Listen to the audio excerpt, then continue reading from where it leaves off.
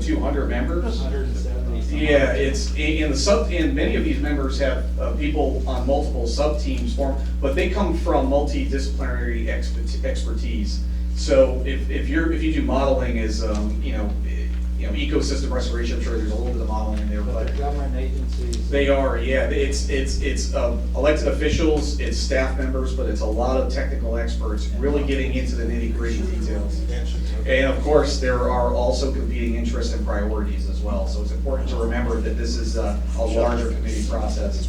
I'm not going to get into most of this. I've left it in the presentation probably just because this is the stuff that we've been given the Army Corps. I don't want to put words in their mouth. This is what they presented to us. One of the things I'm going to show really quick is what a sensitivity run is. So when you hear this in discussions, what we're looking at, they're not alternatives, so they're not designed in the LOSUM or the LORS planning to be seen as this is an alternative that the Army Corps can use as an operational mandate or a protocol. These are just designed for analysis purposes to allow the experts to understand where the weaknesses are, in the system itself, and that includes with ecology, and that certainly also includes flood control and human health. But these are the first initial sensitivity runs that we were looking at, just so you understand what a couple of them are. One would be, right here, the last run, for example, would be if you were to increase the band by, almost 1.5 feet, what would it look like? Now, you can imagine for people who are curious about or considering water supply as their top priority, this would be a run that they would love to see. What does that do for me? So, but this is not supposed to be seen as an alternative or a protocol for the Corps to use. This is just to allow them to understand what the implications for this kind of operation would have. And certainly for us, there's a couple, here's 10.5 feet. If you were targeting, like Congressman Massa said many times, 10.5 feet is by May 31st or June 1st. What would that look like? They've included these kinds of considerations as sensitivity runs. And I'm sure, again, the Lieutenant Colonel can talk a lot more about this, but there's not a lot of time today. So all I'm going to show you is just, these are bands, and then these are the colors of the runs. It just shows you the stage elevation, what the differences could look like. It's not saying this will be, these are just projections. So I want you to see and get an understanding of what is being analyzed right now. We could spend an hour just on this slide alone. And we're not. So, and there's other, thank you, Mark. So, I have other slides here that just show you again what the Army Corps has been working with us on, and these are the simplified models. These don't even get into the complex models that will be coming in the next few months. So, where we're at in the LOSUM is the plan formulation. Alternatives will be evaluated down the road, and then I was told that projected October, November of 2021 would be, you would start getting a draft perhaps wrapped up, and then March, April of the following year, they'd start going out for serious public comments on what the LOSUM is for 2022. And the upcoming meetings, January 30th at West Palm. January 30th. And there's more information out there. If anyone has any questions. But yeah, they're open to the public, right? So Yes, there is a public, and that's important to know, yeah, thanks Mark, is that while most of the committee will be meeting and discussing and deliberating, there's always a public comment period at the end for public input, so absolutely you can be there and provide input to the whole committee. And they start, that one's from 9 to 2 at West Palm on January 30th. Not yet, they all start at 9 a.m. 9 a.m. to 2 p.m. And typically every other one is a web meeting, so you could listen into the webinars as well, you don't have to I've travel. done that, you can get on the computer and listen. Thank you so much, Ben. Thank you.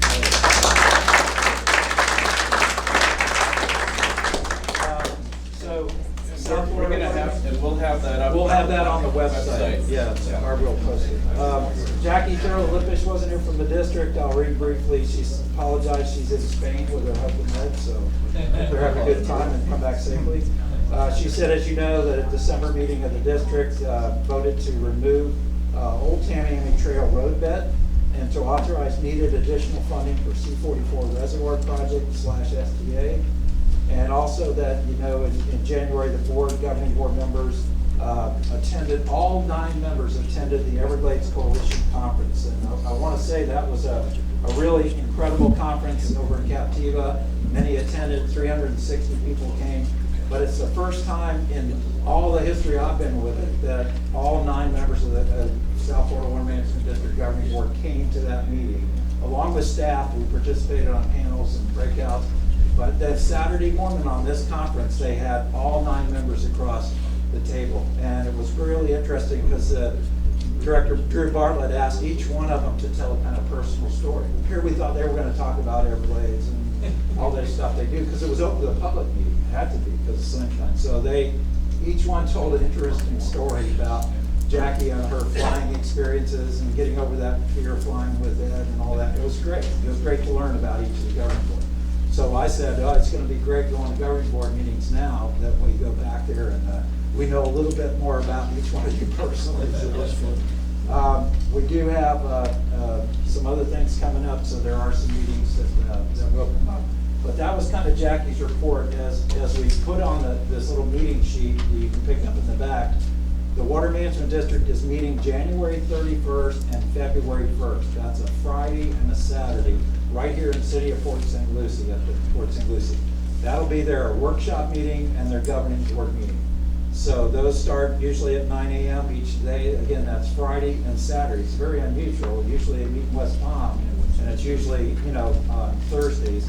But this time it's going to be here. So right here in Port St. Lucie. And that focus of that workshop is going to be on CUP, which is consumptive use permits. And if you remember last year, we were trying to get some presentations by Drew Bartlett and others on consumptive use permits. Who's using the water and water supply and why and where is it from and that kind of thing. So I encourage everybody to attend January 31st and February 1st. That was her report. I got state and federal agencies. I'd like to give the Colonel.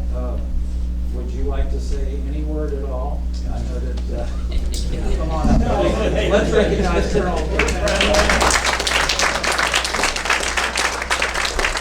don't know if it's his first Rivers Coalition. It is, yeah, thank you, Dr. Perry. Appreciate it. You remember Jennifer Reynolds, right? Yes. We so appreciate her. Colonel Polk, welcome to this issue. And welcome to the board.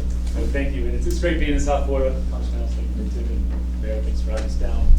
And I'd like to say, Mr. Matheson and with your county attorney, your city attorney, and Mr. Dias, we had a great discussion this past week on Tuesday.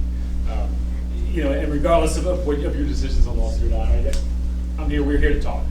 Right? We're here to be open. I'm here to listen, mostly and learn. And I appreciate everyone's passion. I hear you. Okay, I hear you. We hear you. All right, and we together are going to get there. Just 2 quick other points. So conservation, it doesn't mean that we're holding water. So we're hitting in the middle of the midpoint dry season. We have about 4 months left to go. We are beginning to look, right? There's a lot of other things that we're going to look at when we just not talk about the entire system regionally, as well as the lake. We all heard Dr. Gray's report and where we should be hitting. And we're going to relook at the submerged aquatic vegetation. 28,000 acres is great, but let's see where we're at right now.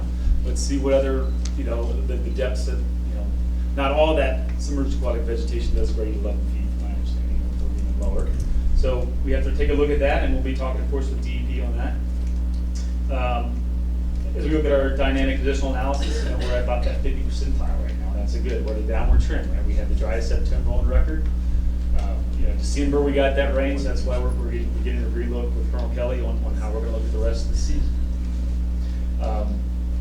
We also are going to talk to the Fish and Wildlife Commission on the timing of some prescribed burns and where they'd like that in the Okeechobee area. And then as well as, we're going to look at, hey, what's the likelihood of the blooms? Right now we know we have some blue-green algae blooms on the western edge of the lake over by the Hatching, about a 10% coverage there. So yeah, we're taking a look at everything, how the turbidity is looking, where it's going to go. And of course the birds that we could talk to the most about. There's the biological opinion out on not just the snail kite, but the snail kite's the most concerned in how that nesting period is. So all I can tell you, there's a lot we're looking at. And again, with that rain, so we are relooking how we're balancing and looking to push more water to the south, into the storm treatment areas, into the water conservation areas, and hopefully Mother Nature stays on our side. Thank you, Colonel. Colonel, there was a planned deviation that was going forward that considered the blue-green algae in the lake, and when that was happening, they could deviate to not have those disturbance come through. Did that planned deviation go through? It is, and it's still in case. Okay, It's still ongoing. Okay, great. Any quick questions for the Colonel? Yes, sir. Do you take the effects of climate change into your calculus? The effects of climate change. Absolutely. So we're doing a couple big things right now. So the South Atlantic Coastal Study is one of the biggest studies that we've got. It's going to cover from the coast of North Carolina all the way to the Gulf Coast of Texas, taking a look at it's a great regional study because, unlike maybe before it, because it's taken, it looks at all these little studies that happen throughout each different individual area and trying to piece all that together. That's something we're in the beginning of, it'll be for the next 3 years, but absolutely, have to look at climate change, sea level rise, and its effects. Good, quick point. Yes, sir, in the back, and then we'll wrap up. Yes, sir. What's the status of Lieutenant Colonel Reynolds? She's doing fantastic. She had a baby girl back in late December before Christmas. And her last official date is on the 31st of January, so she has her final retirement ceremony this Friday.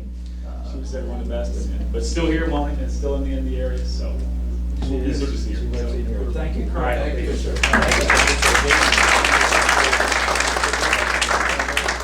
have nobody to hear from FDP or FWC, any other agencies. Before we go to Paul Gray, Congressman Bass, do you have a word you want to say? Or? Sure. Yeah.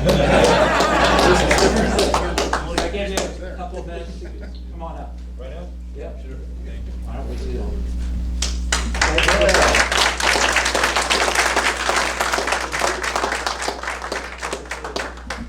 You know, his office is right next door. But he just came down probably from DC, so, so there's a lot going on. To This man's life. elaborate on, there's a lot of offices all right next door here. Mine's not the only one, there's other ones that you can go to also. Look, I think the most important way that you not get pushed around is to push back. And as a community, we have the tools to push back. And you touched on something, the South Florida Water Management District meeting that's coming up on consumptive use permits. That's one of the most important places to push back. And it's important that you attend and make your voice known there, because you think about this conversation where a system is created to supply water for drinking, for agriculture, for recreation, irrigation, navigation, all these different things. But if you allow a system to be created where they first develop how much they need to supply for something, and then think in a second-hand nature who they have to step on in order to get to that point, that's how you get pushed around. And in my opinion, that's what's happened in this process.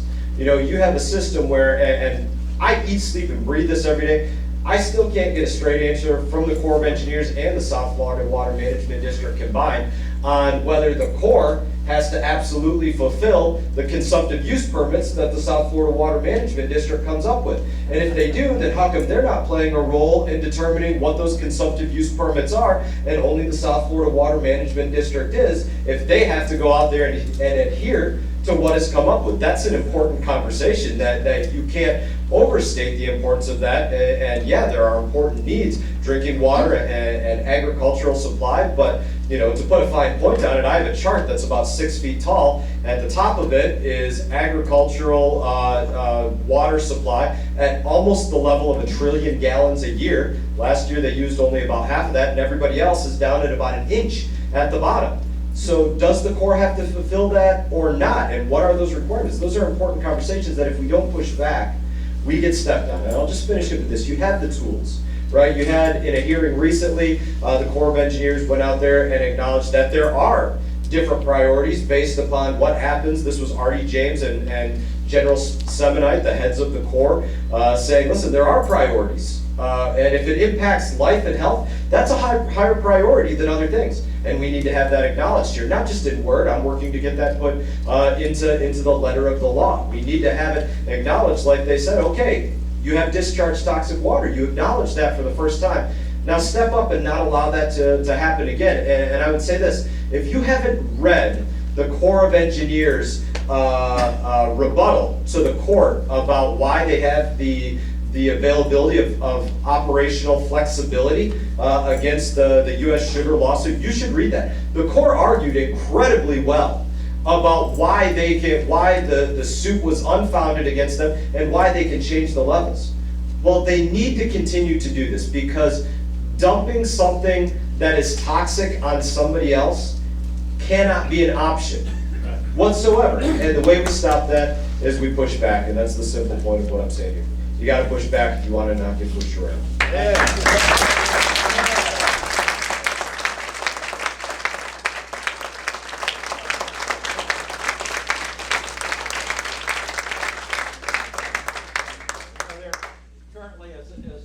kind of seen maps of what comes out of the lake. There are basically 6 outlets. There's the 2 outlets, one to the east and west, are S308 and S77 on the west coast, St. Lucie, Caloosahatchee, and C10A, which is the L8 canal that goes south. Those 3 are operated by the Corps of Engineers. The 3 outlets south, S351, 354, and 352, are those Miami, North River, and those canals going south. And every year, from November through May, during the dry time, the industry south of the lake, the farming industry, takes water from the lake for water supply. And currently, right now, today, they're discharging about 1.8 billion gallons a day through those 3 outlets south that the South Florida Water Management District controls. But they're also putting a little bit of water to the west, to the east, to the St. Lucie Canal. It's not coming through to the estuary. And they're putting about 1,000 CFS, or about 626 million gallons a day, over to the Caloosahatchee, who probably needs it. They probably need that and a little more. So every year from November through May, they actually took some in February, and that chart showed you back in February, they were taking water out of the lake as well. So when they claimed in August, oh, well, the Corps of Engineers did all this, they actually were part of that water shortage, if you will, dropping down, because they were taking water for water supply.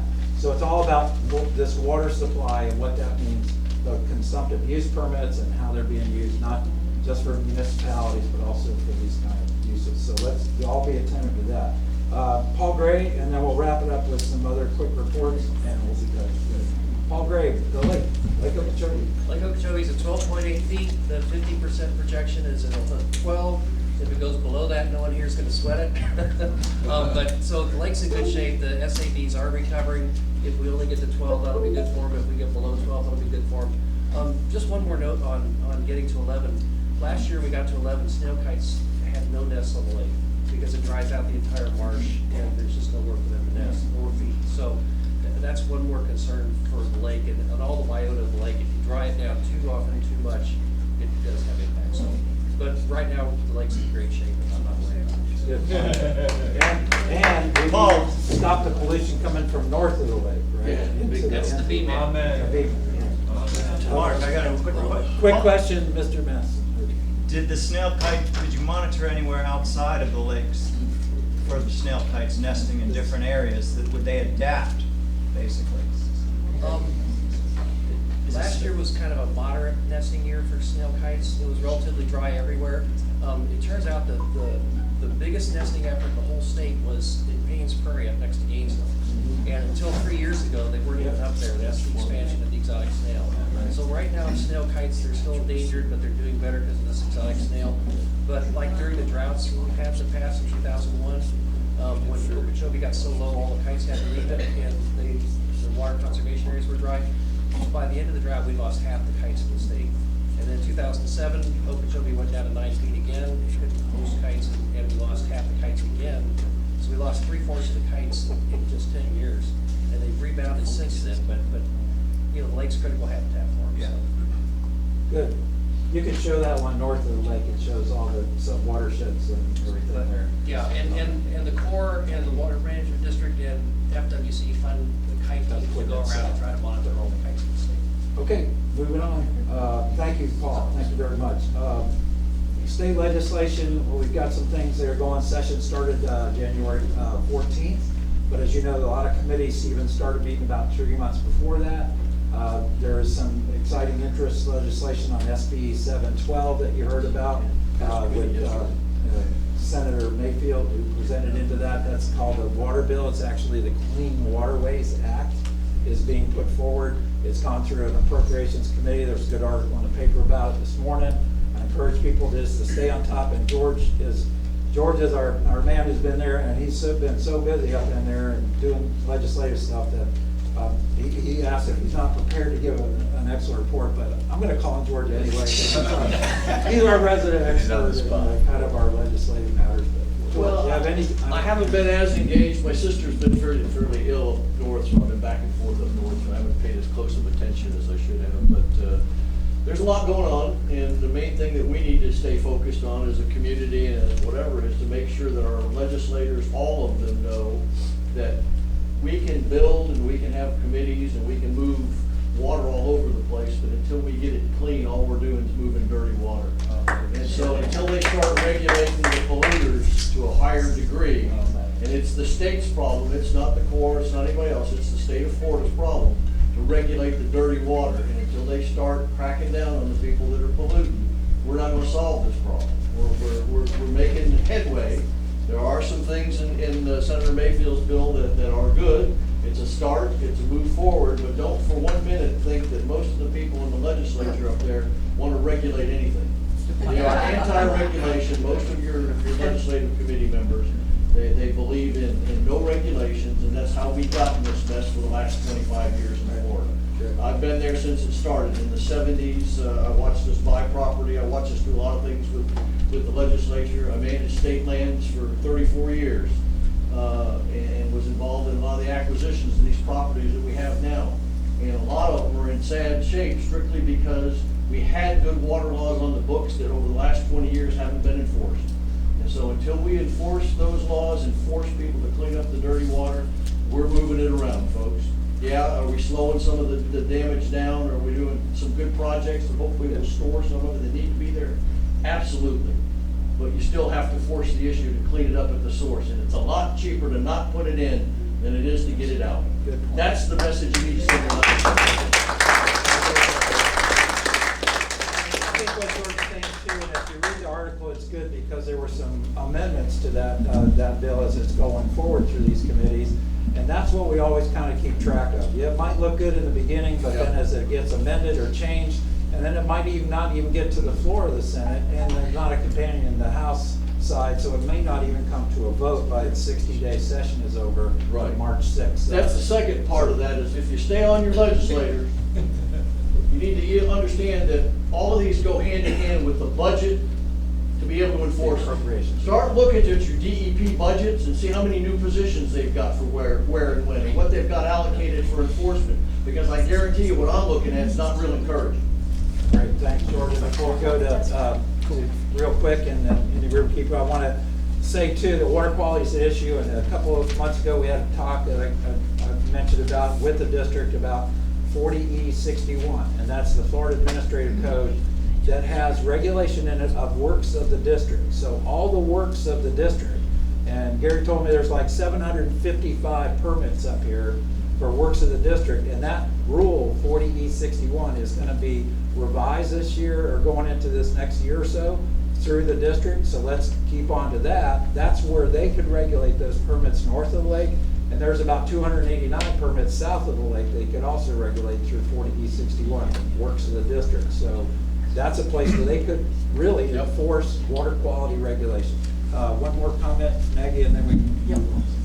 Several people made comments about the South Florida Water Management District meeting and the CUP and how important that is. If the various organizations could get together here and do talking points on what we've been talking about, the consumptive use permits of the district are what are causing the problem in Lake Okeechobee. Right. It's not enough just to have everybody in the room get up to the microphone and say your cups are causing the problem. We need to have the 10 different reasons, the data, the stuff that Gary and others have set out in some simple ways on some simple points for everybody, and everybody go to that workshop and everybody go to that meeting. Gary, can I ask you to help us figure out those issues?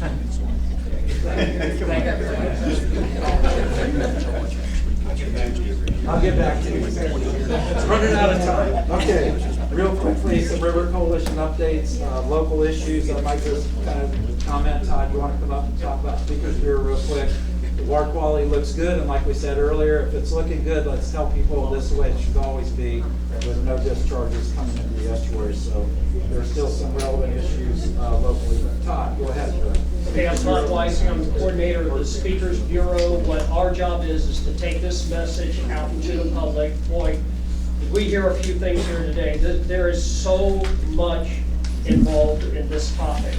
If we have an informed populace, if they are informed, it's going to lead to a more active population. That activity, we can go to these meetings and be informed at those meetings. They are also informed voters, and as we know, when you are an informed voter, you can make a difference. So, 2020 is an important year. We have decision makers that are making decisions and are taking input from an informed populace. It is also an election year, and we know we can make a difference if we have the right people in office. I ask that this slide is always shown, and Lieutenant Colonel, please look at this. These are the facts. This is when we have been dumped on, and if you'll notice, 2019 is not there. That's 60% of the time we're dumped on. Sir, 5%? That's 60% of our history. So what my ask is, here's my ask.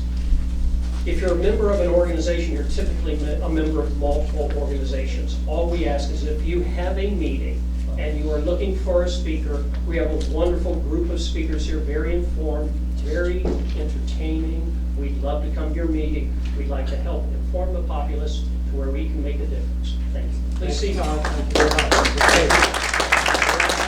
Real quick, we've got a couple, I did want to mention, I got an email from Carol Ann Leonard. It was about our comprehensive plan in Martin County, and they're reviewing some of the shoreline protection zones, which can affect our estuary and our rivers. So be aware of that. Contact Nikki Van Mono down at the county growth management and local planning agency or Carol, and we can get some updates on that. River Keeper is next, and our new River Keeper. River Kids. No, Real quick. ladies first, come on. River Keeper, River Kids. Come on. I'll just be really quick. I first want to thank Tyler Treadway.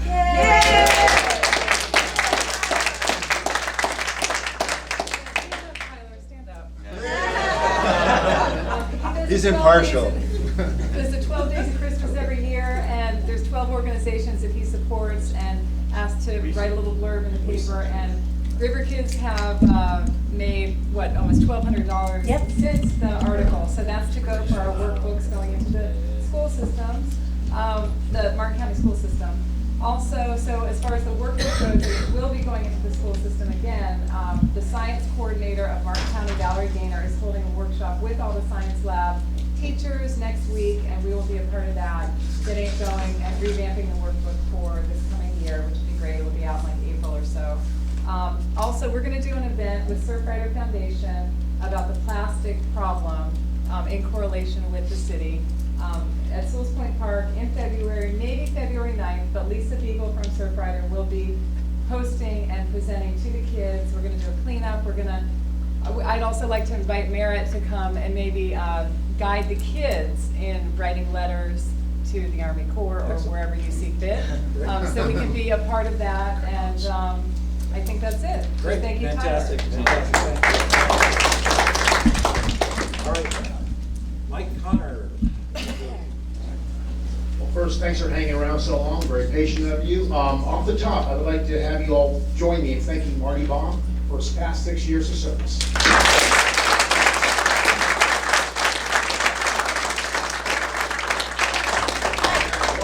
George Jones, you slipped out the back that George Jones came before. Oh, you still here, George? Good deal. George. Stand up, the bones are great. Yeah. You used to be after all. I'm sorry. You used to be. It didn't go to the desktop, sorry. Yeah. Here you go. And George, thank you. And before George, Kevin Snett was a founder of IRK, and Kevin's not here today because I've been driving him crazy for the past 3.5 weeks getting the transition done. He heard I'd be here. That's why he's not here. So he's getting a break from me today, finally. Appreciate it. I'm very happy to be in a position. I'm thrilled to be in this spot. Got 22 years I've lived here since my days in Florida Sportsman. There's a couple of things I just want to mention about the organization. I want to thank Jim Moore and Paul Laura, first of all, for their confidence in me. Thank you guys, I appreciate it. I'm glad you're going to be on board, on my board. It gives me a lot of confidence going forward. And we'll be putting together our board for the year. Very shortly, I'll be announcing on social media and on our website, our board members and some of the news. Our domain has changed. It's www.theindianriverkeeper.org. Our Facebook is indianriverkeeper.org. Hope you don't mess the two up. You'll find out when you try if you're not there. A couple things. 2 things I want to do this year. I'm a big believer in science. We have a wealth of science in our community. Scientists that live here that are really attached to our cause as well. And I'm going to form an advisory board for this organization made up of scientists, hydrologists, people that are close to this situation. I consider experts. And if there's any scientists in the room that haven't heard from me yet, you're going to hear from me in about a week. Just letting you know, if you're here, you're going to hear from me. Zach Judd of FOS has agreed to come on as an advisory board member from FOS, and that's a big plus for us, Mark. Thank you for that, too. Advisory board. One thing I learned about river keepers all over the world is quite a few of us have a big territory to cover. The IRL is 156 miles long. And when I was on Marty's board, I always thought about that territory. Look at a map, it's daunting to think about all the situations, all the inputs, all the things that cause problems to the IRL and the St. Lucie River, all the way to the lake shore. Many water keepers in the Florida network, there's 13 water keepers in Florida, by the way, they have volunteer armies, what we call United States navies on the water, of eyes and ears. And some of the water keepers have up to 200 people that are volunteers. So I tested the water about a week and a half ago, 2 weeks ago on social media. I put a call out for people to come on board and become a member, a volunteer of what I'm probably going to call, with the board's approval, the Inner River Keeper Ospreys. The Ospreys are a logo. Osprey's a sharp-eyed bird, sees things better than any other animal on the river, I think. So I got 36 responses in 10 days, and quite a few were from the Northern Lagoon, from Sebastian North. And there is no water keeper up there, although I found out a week ago there is a woman coming on board that's going to be the Mosquito Lagoon water keeper. Yet she's not going to work outside that territory, despite my urging. But we'll see how that goes. For now, I'm going to be responsible for that waterway outside Mosquito Lagoon, the St. Lucie River, and I consider my territory to be the C-44 canal to the lakeshore. I really do. Because it's really part of the watershed, exactly.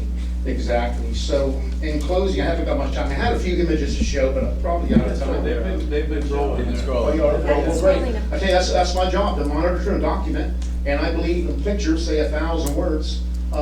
This is a photograph from up in the Middle River near Middle Cove by the power plant 12 months ago. That's after, on the heels of one of our worst discharges. And the whole area up there, although there was a lot of manatee grass and good-looking shoal grass, there was just piles of red drift algae and other things I really couldn't even identify. And that's when my advisory committee comes in, and that's what I saw. Great. She's flipping through. And this is a good news thing right here.